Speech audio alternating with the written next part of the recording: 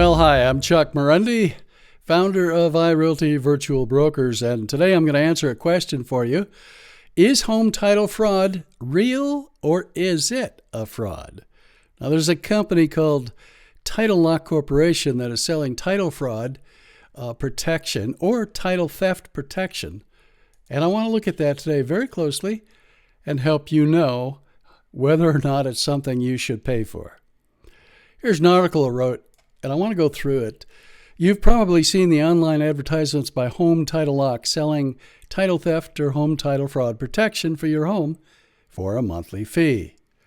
You may have seen Sean Hannity promote Home Title Lock, or Newt Gingrich, Ben Shapiro, Rudy Giuliani, Bill O'Reilly, Glenn Beck, or Mark Levin. Even the good Steve Turley, Dr. Steve Turley, does a full video endorsing this service and the company, and he's paid to endorse them on his YouTube channel. Of all people, I respect for their intelligence, objectivity, their discernment, and their ability to recognize a sales pitch of dubious value. Mark Levin and Steve Turley should know better, but the others should know better too. They all have either videos or various endorsements on their shows, podcast, or online where they boast about the value of home title lock services, how you could be defrauded, and why you should sign up and start paying a monthly fee for protection. Let's be clear. All of these people are being paid to endorse home title lock, or they would never take the time and effort to do so with such glowing recommendations. Let's face it, Bill O'Reilly wouldn't give them the time of day unless he's getting paid handsomely. But let's also be clear about these endorsements. None of them have done their homework on the company they are endorsing, nor the efficacy of the service for home title fraud. In this video, I will show you the homework they should have done before they took the money and endorsed this product. And I'll tell you exactly what a legitimate title insurance company's position is, and I'll tell you what a real estate attorney has to say about the potential for fraud and the so-called fraud protection. In all my research, I found no articles online like this article with an objective, educated, and competent review and analysis. So let's get to it. And let's get something out of the way quickly. I am not getting paid to write this review by anyone, but I may be the only one not getting paid on this subject. Home Title Lock is doing a tremendous amount of advertising, and whether they pay their endorsers in money up front or on some other basis, including affiliate fees, which they offer, all those endorsements are motivated by money. I am not. I'm motivated by a desire to guide consumers and all my clients in their real estate affairs, and that includes not only making wise decisions, it includes avoiding unwise decisions, which means not wasting money on products or services you don't need. Home Title Lock is the name of the company that they use, and it's on their website. The homepage relies heavily on the good reputations of the endorsers, as you can see with their photos filling most of the homepage of their website. The company address on the site includes a Florida address, but the state of primary registration is California, and in California the official name is Title Lock Corporation. The corporation was started by a man named Harish K. Chopra, and it was called Data Tree, with a business focused on collecting data, and apparently at some point, Chopra found a use for that title data with what morphed into title fraud or title theft protection. Chopra sold Data Tree to First American Financial Corporation in 1998, but Chopra stayed on to run the company. An examination of the California Secretary of State records as of this date shows that Chopra is the Chief Executive Officer, the Chief Financial Officer, the Secretary, the designated agent in the state of California for service of process, and he's listed on the state records as the only director. I assume he also answers the phone and takes out the garbage. As for Chopper's background, I couldn't find any helpful information. The information on him is scanty, and there's no impressive resume you might expect or hope for a company selling a service like this. Dr. Steve Turley produced a YouTube video in which he interviewed a spokesman for Home Title Lock by the name of Matthew Cox. I couldn't find what Cox's relationship is with Home Title Lock, whether he's an officer or a salesperson or an equity owner or a paid affiliate. I can't imagine that he is promoting the company without compensation. So who's Matthew Cox? Well, he's famous. So famous, Wikipedia has a full article about him, and it says this: Matthew Bevan Matt Cox, born July 2nd, 1969, is an American former mortgage broker and admitted mortgage fraudster.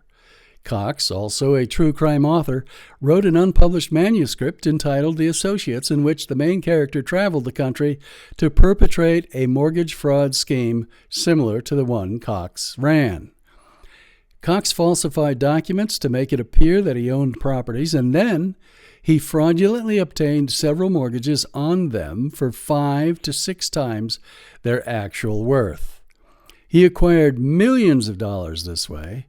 Estimates report the amount that he got was between $5 and $25 million.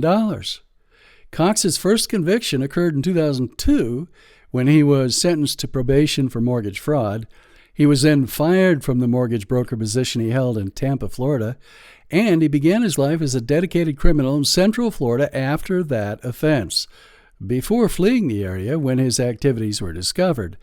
His crime spree continued across the southern and southwestern United States, eventually landing him on the United States Secret Service's most wanted list. He was aided by several female accomplices, some of whom are in prison or have served time there for their participation in his fraudulent mortgage practices. Cox was arrested on November 16, 2006, indicted on 42 counts, and facing prison sentences of up to 125 years. He plea bargained his sentence down to a maximum of 54 years on April 11, 2007, and was sentenced to 26 years on November 17, 2006. He was released from prison in July of 2019. According to an article in the Tampa Bay Times published April 10, 2007, quote, his favored scheme, according to court records, was to purchase rundown properties, artificially inflate prices using fraudulent appraisals, then supply invented credit information to straw buyers, or proxies, who obtained loans far more than the value of the mortgaged properties. Because of people like Matthew Cox, and because of the mortgage debacle and the real estate crash that started around 2008, many federal and state laws were enacted to protect consumers, and regulatory checks were put in place to make sure mortgage fraud is nearly impossible now. You can read the actual indictment with all the allegations at the link in my blog article. It's pretty ugly, and honestly, when I read through this as a former real estate attorney, I could not help but think this person must not even have a conscience. You'll see what I mean if you review the indictment yourself. The final judgment is only available online through a payment to the Pacer database. Let's be open-minded. Matthew Cox may have repented, and perhaps he's a fully rehabilitated criminal who's now honest and wonderful. That could be, right? And I acknowledge that. I'm just reporting the facts in this article, and they're not pretty. If you ask me if I would trust what he says today, the answer is no. It's just a little ironic, or perhaps I should say moronic, that the man who was a criminal committing fraud is now trying to sell a service to you and me because he claims others can commit the fraud he committed for a whole career. Here's the rhetorical question. Can I trust him? Should I trust him? Why would I trust him? I shared already that First American Financial Corporation bought DataTree, now Home Title Lock, in 1998, but there's a skeleton in the closet you probably should know about. Quote, in May of 2019, Krebs on Security broke the news that the website of mortgage title insurance giant First American Financial Corporation had exposed approximately 885 million records related to mortgage deals going back to 2003. You can read that article, also linked in my blog article. So the parent company of Home Title Lock was involved in a massive breach of real estate records. Yes, in 2019. That's not very long ago, is it? Well, let's not jump to conclusions about the Title Fraud Protection Service. Let's dig in and ask a substantive question like, is home title fraud protection needed? Or is home title theft protection needed? Or in plain English, is this kind of theft really a thing? Wendy Siegelman, an independent journalist, referred to an article that is no longer online in her original tweet. Quote, this August 2020 article about Home Title Lock cites a real estate attorney who says title theft is not a thing. It's a marketing ploy to sell this insurance that really isn't insurance. It's a monitoring service that can be done by anyone for no cost. End quote. I called the most knowledgeable and experienced title officer I've known in 40 years in real estate and discussed title theft and title fraud protection with him. And his conclusion, in my words, was that it's just a gimmick, a ploy, and it's not really a legitimate service that protects people's titles. Of course, home insurance and title insurance do not protect you against someone who would commit the kind of fraud that Matthew Cox was committing back in his heyday. I've been in real estate going back to the mid-1970s when I started as a real estate agent, and along the way I went to law school and practiced as a real estate attorney for 20 years before retiring and transitioning back into real estate transactions as the founder of iRealty Virtual Brokers, which is the hat I wear today. So, as an experienced real estate attorney, I continued my discussion with the senior title officer, and we unpacked all the title issues, fraud issues, and how one would legally clear up the mess if the fraud was consummated. First, you might want to know what's involved in committing this kind of title fraud, where someone transfers someone else's home title to their name and then tries to sell the property or obtain a mortgage on the property so they can withdraw money from a bank account and disappear. Here's a brief summary of what they would have to do. How hard is it to do, and what hurdles would they have to overcome to actually get their hands on real money at the end? Let's take it a step at a time. Number one, the criminal would have to prepare a statutory warranty deed, or at least a quitclaim deed. And he could get the information for that by pulling up a copy of the last deed from the county auditor's online records. But then he has to sign it in front of a notary public, and the notary stamp issued by the state must be issued on the original deed. He can obviously sign his own name or forge one on the deed, but every state now requires an application to obtain a notary license and a stamp. Many states require a course and proof that you are who you say you are, and you can only order a stamp after you've been issued a notary license and certificate by the state. Could a forger get a stamp without a state-issued license or fake that? It would be a very involved and complex process, but that's certainly possible. But realize at that point he's committed a felony fraud for which he could spend time in prison. Number two, assuming he commits that fraud, he then has to record the deed. But before he can do that, he must go to the tax assessor's office in the county and complete an excise tax affidavit in which he swears he is the seller, and he must pay an excise tax of 1.78% in Clallam County, Washington, before the assessor's office will stamp the documents for approval to be recorded at the auditor's office. If the criminal tries to tell the assessor he only paid a small price, substantially less than the current assessed value on the assessor's records, everything will come to a halt. The tax assessor will not allow someone to defraud his office of the excise tax that is owed. The tax is typically paid on the sales price, so the criminal defendant would have to pay a substantial tax before he could record the deed.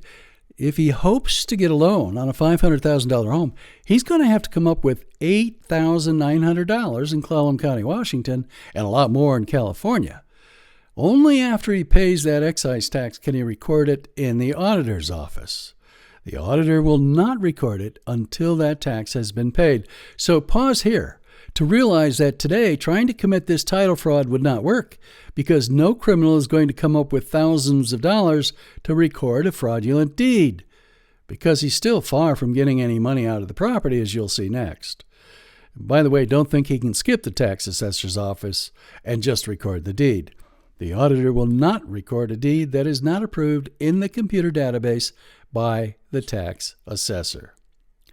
Number 3, if he paid the excise tax and did record the deed, which is extremely unlikely, he has committed another felony for which he could be imprisoned. But assuming he did, what would he do if he wanted to sell the property to a buyer? Well, he'd have to advertise it to find a buyer, right? He's not going to put it in the local MLS or the multiple listing service, because he'd get caught in a heartbeat. All realtors would see the home and want to show it, and they'd start calling the real owner. Okay, so the criminal doesn't list it in the MLS. Let's say he posted on Craigslist. The buyer contacts him at his email or phone number, and the buyer wants to walk through the home. Oops, that's not going to work either, as the seller lives in the home. If the home's vacant, the criminal would have to show it by breaking in, presumably. Do you think the buyer might notice? Number 4, let's say the buyer doesn't suspect anything and offers to buy the home. Well, they'd have to buy with cash, because applying for a mortgage would trigger more insurmountable problems for the fraudster, which I'll share below when I explain the trouble with obtaining a mortgage. Since the buyer must pay in cash, this eliminates roughly 9 out of 10 buyers in most markets. It's getting harder for a criminal to sell a home this way. Number 5, the buyer asks the criminal if he has a purchase and sale agreement, which he presumably would have by now, but the buyer needs title insurance. So they'll want to deposit earnest money at the escrow company and hand the signed purchase and sale agreement to the title company too. The title company is going to search the title and find a questionable transfer. Number 6, as standard operating procedure, the escrow company requires the current owner sign an escrow agreement, and there are more requirements and communications between the title plant and the escrow department before final closing papers are signed. The title company will find problems, including the unpaid underlying mortgage, which is still in the real owner's name. There are more hurdles here, but you get the point. Number 7, let's say the criminal wasn't going to sell the home, because that's pretty much impossible. Let's say he's going to go out and get an equity mortgage and open an account where loan funds will go, and then he'll go withdraw funds from that new account. First, he has to qualify for a mortgage or an equity loan based on his credit report, his job history, and 3 years of tax returns. He has to have validated personal ID. In addition, the mortgage company will send an appraiser to the home to appraise it and write a formal appraisal report. That will be a problem if the current owner is living in the home, right? You can see a criminal will have a lot of trouble getting a loan, either because he won't personally qualify for the loan, or appraising the home will blow the criminal's scheme wide open.